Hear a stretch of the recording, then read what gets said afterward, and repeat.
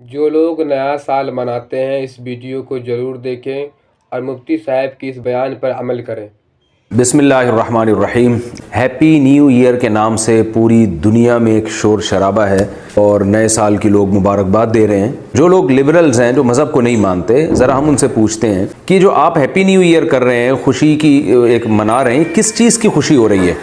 یعنی انسانی عقل حیران ہوتی ہے کہ آپ جتنے دن زندگی کے لے کر آئے تھے تو آپ کی زندگی میں ایک سال کم ہو رہا ہے، آپ قبر کے ایک سال قریب ہو رہے ہیں، تو اس پہ آپ خوشی منا رہے ہیں۔ تو یہ کیا یعنی عجیب سی بات ہے جو بالکل کامن سینس کے خلاف ہے۔ لوگ ہمیں یہ بھی کہتے ہیں کہ اگر کوئی کسی بھی وجہ سے خوش ہو رہا ہے تو اس پہ گورنمنٹ کی طرف سے بھی کوئی پابندی نہیں ہے، تو یہ علماء اس کے خلاف کیوں بولتے ہیں؟ بھئی خوش ہونے دو۔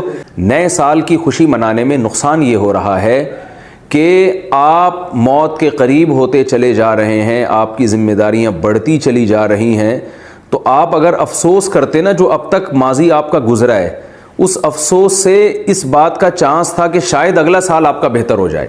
یعنی آپ نے جو زندگی کے چند سال گزار دیے اس میں آپ اپنی خامیوں کو تلاش کریں اور دیکھیں کہ کیا کیا ایسی چیزیں ہیں جو ہم سے غلط ہوئی ہیں، تو اس پر آپ ندامت کے آنسو بہائیں۔ ندامت کے آنسو بہانے سے فائدہ یہ ہوگا کہ آپ کا اگلا سال پچھلے سال سے انشاءاللہ اچھا گزرے گا۔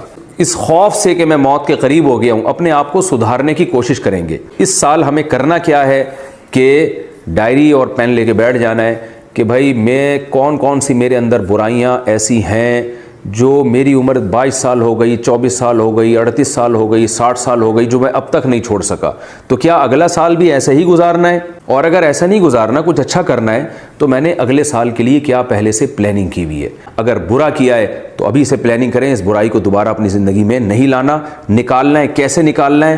اس کے لیے آپ بیٹھ جائیں اور غور و فکر کریں کہ یہ جو میرے اندر برائیاں ہیں ان کو میں نے کیسے اپنی زندگی سے نکالنا ہے، تاکہ میں جو موت کی طرف سفر کر رہا ہوں، اب تک یہ سفر اگر غلط وے میں گیا ہے تو اب یہ اس کی ڈائریکشن صحیح ہو جائے۔